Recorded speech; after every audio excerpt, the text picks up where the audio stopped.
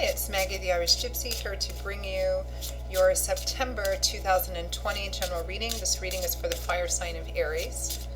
Welcome everyone. I hope everyone is well and healthy and safe, as I always do, and as emotionally and mentally balanced as possible. Yeah, I keep wanting to say the same things. It's been a hell of a year, but it has. It has been a challenging year at best. But I hope you're all well. I'm well. I hope everyone continues in that thread.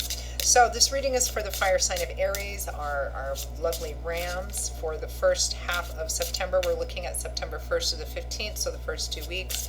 And that's for Aries Sun, Moon, Rising, Venus. If you're cross-watching for an Aries, it's all relevant, but of course, being a general reading, it's going to resonate a little differently for everyone watching in details and intensity. But watch all of your signs, Sun, Moon, Rising, Venus, because it can give a broader, more comprehensive picture of what's going on in your life, and thereby give you food for thought for how to move forward. If any of the readings do resonate with you and you'd like to reach out for a personal reading or information, you can click on the description link below, click on that little arrow. You'll see contact details there. You can email me at maggie1mcguire@gmail.com. I can usually respond with more info within the same day, the first 24 hours. And I do readings full time. It's all that I do. So I'm diligent at working with your schedule, my schedule, to get readings set up as quickly as is possible. So email me if you're interested. I'd be happy to hear from you. Delighted to work with you. I do offer a wide variety of readings of all types and lengths and prices. Okay, Aries, let's see what's in store for you for the first half of September. We begin with the Ten of Pentacles, followed by the Nine of Swords, the King of Pentacles, followed by the Ace of Swords. From the bottom of the deck, overall energy for the first half of September is the Nine of Wands. So this is your general energy for the first half of September, Aries, which looks like some of you are struggling through the end of a difficult process, and maybe having run into another obstacle or snag with a situation, and some of you might be feeling very despondent or depressed, or wondering if you can get through whatever this difficult time is, if you should just give up, maybe feeling like giving up. But remember, in the tarot, tens represent cycle completion, a cycle coming to its end point, to its fulfillment point. And so what this soldier, who's been through so many battles already, doesn't realize is that he's very close to wrapping up the end of a cycle. But he's hit kind of a snag close to the finish point, and he's feeling kind of like giving up or discouraged again. So what is this about? It looks quite clear, Aries, that the source of your concern or anxiety or discouragement is your stability. Now, because it's all centered around the primary cards of Pentacles, which is Earth, which points to the physical structure of our life. Now, that might be specifically finances, financial stuff, dollars and cents, your money, your property, your possessions. It could be that you're worried about stability in other ways too, because sometimes the Ten of Pentacles represents long-term stability and security. In money and job, this is not living paycheck to paycheck. This is having a good income, money in the bank, money in savings, long-term stability. It can sometimes represent inheritance. There's a strong connection with home and family here, family money, family business, family estate, family property, and the long-term security of that. It can also, on an emotional level, represent long-term marriages, healthy, grounded marriages where you're completely assured of your love for each other and continued, existence and future together. A successful retirement after a long road of, working and having a good pension plan and all of that kind of stuff. It's long-term security and stability, whether it's emotional, financial, and material, or some combination of both. The Ten of Pentacles is accompanied by the Nine of Swords, a lot of stress, anxiety, and worry. However, even though, and I hate seeing this card, I always say I hate seeing the Nine of Swords because it represents thinking obsessively about something in a negative way and fearing the worst possible outcome, and it interfering with your sleep and just stress, anxiety, fear about an unknown future which hasn't played out yet. And it's not that the source of your anxiety or worry or concern isn't valid, but the Nine of Swords comes up when you're thinking about it too much, obsessively, and you're until it gets so big and bad in your head that it's not even actually realistic when compared with a real external situation. So there's a lot of stress, anxiety, and worry about the Ten of Pentacles. And feeling kind of discouraged, like you've been struggling with something. I mean, it could be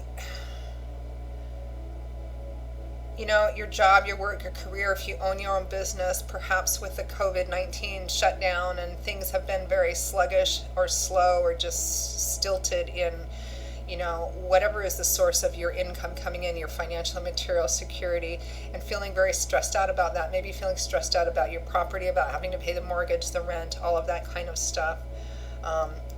Maybe recently you've hit another snag, which has caused you to go, oh my gosh, am I ever going to get through this? Because that's the sense I'm getting. You're concerned about your stability, particularly the stability of the long-term stability of your home, your money, maybe your actual house, all of that, and wondering if you're going to make it through or if it's ever going to recover. Maybe not necessarily that you won't make it through, but is it going to recover to what it was before? Is my long-term security and stability, which I worked so hard to gain, going to recover, or am I going to get it back? Like if you owned your own business or something, and with the quarantine and all of that, business got shut down or was very slow, and you're not making the income, you're worried about how's that going to affect you and your house and your home and all of that kind of stuff, worrying about it constantly and feeling very discouraged.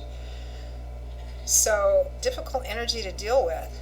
However, you're almost through the end of it. I mean, the Nine of Wands says that you're almost through the end of it. There's just one more to go. The Ten of Wands, which is that, overwhelming, heavy burden, but it's coming to an end. So you're in the tail end of getting through what looks like it's been a very difficult cycle and has caused you a lot of stress and anxiety about particularly your long-term security and stability, whether that's around your paycheck, what you make, a business, your house, all of that combined. And it actually looks like there's some idea coming in, maybe around the second week or so of September, the middle. We have the King of Pentacles, and he's sitting right next to the Ten of Pentacles. He's worked hard to get to this place, right? So he's a very stable person. He's on top of that. He knows how to manage money. He knows how to bring it in.